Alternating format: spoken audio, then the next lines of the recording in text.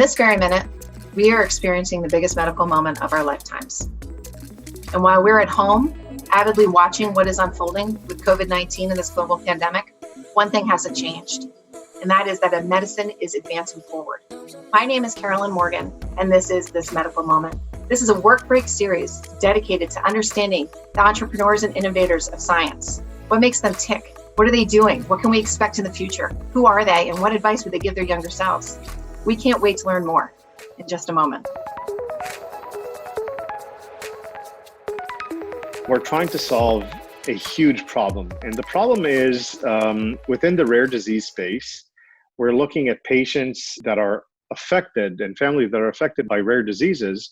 We're trying to shorten their very, very long and complex journey to diagnosis. There are more than 7,000 known rare diseases in the world. And the fact that they're called rare diseases is somewhat misleading, I think, because when you look at them as a group, they affect somewhere between 8 and 10% of the population. So as a group, rare diseases are not rare at all, but individually, they're very rare. And so when you talk about FDNA providing a service to these patients and these physicians, what does that service look like? We develop AI solutions. What we're doing is we're using facial recognition technologies and facial analysis technologies to try and detect certain patterns in the face of a patient, just based on a regular photo. And based on that pattern, try to kind of direct the patient and the physician to the right diagnosis. You know, when you say facial recognition, I mean, how does that actually happen? Is this something that happens at home, or is it something that happens in the physician's office?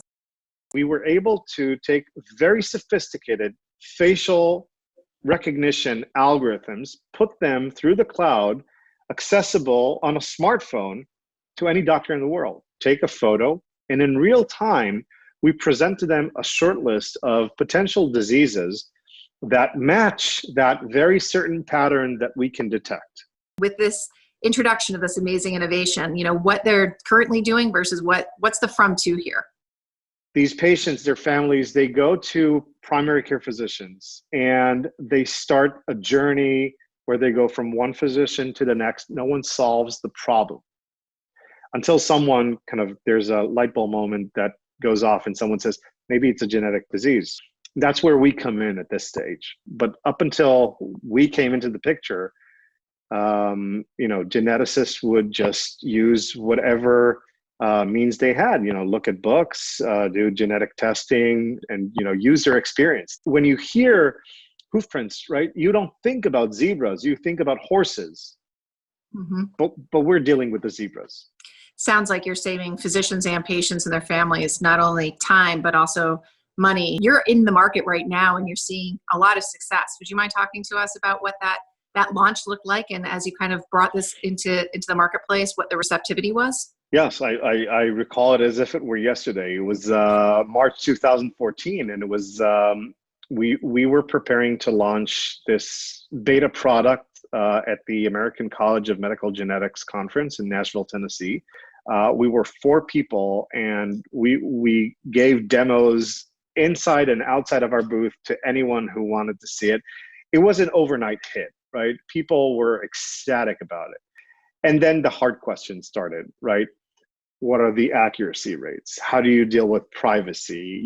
Is this regulated? Okay, now the real work starts. That's really true. I mean, you often see that with big innovations in the marketplace where people get very excited about it. But when there's some questions, the uptake starts to slow down, or people just revert back to doing things the way they've always done it. That is the standard, right? And this is natural human behavior. We kind of continuously go back to the status quo. And I'm curious, when you kind of took that step back, what were some of the things that you did to address that and make sure you kind of got over that hurdle? We had to spend a lot of time planning, developing, executing the architecture to support de-identification of facial photos in the way that will still provide value both to the providers and to us. And then being able to explain that to physicians. And now we fast forward, 6 years. And, where do you stand now in the marketplace? What has the adoption been like? So the growth of the adoption has been very steady. And right now we estimate that over 70% of clinical geneticists around the world are using it. Congratulations. I mean, by any measure, that is outstanding. And just, I mean, the impact that you're having on patients' lives is just so amazing. So congratulations on that. You've brought a big innovation into the marketplace. And when you go back to when you think about when you launched, it was not as comfortable for everyone to use AI. And you overcame a big hurdle with that. And you really became a standard of care in the healthcare industry. I'm curious, as you look to other entrepreneurs who are bringing something new and novel into the marketplace, particularly the healthcare marketplace, what advice would you give them as they're starting out? There's a saying that's attributed to Mark Zuckerberg that says, to disrupt things, you have to move fast and break things. And I think that's a misconception in healthcare, right? Especially with young entrepreneurs. When you come into healthcare, because it's healthcare, because we're talking about people's health and lives, you can do that. You have to move slow and fix things. So if you respect the workflow that has been developed for years, and you try to improve it rather than disrupt it, I think that you're going to have much more success.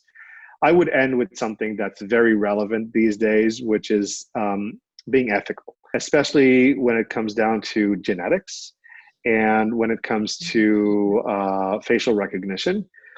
The ethnical disparities in the world right now, in our field especially, are concerning. And we as a company very early on decided that we are going to do whatever we can do to be able to deliver this technology in all four corners of the world and to impact the lives of all people, regardless of their religion, ethnicity, gender, and economic status. Well, Dekel, we couldn't say thank you enough to joining us for this medical moment and taking the time to explain to us a little bit about your journey of bringing new innovation into the marketplace. And we're really excited to watch what FDNA does in the future. It's been a pleasure. Thank you for having me.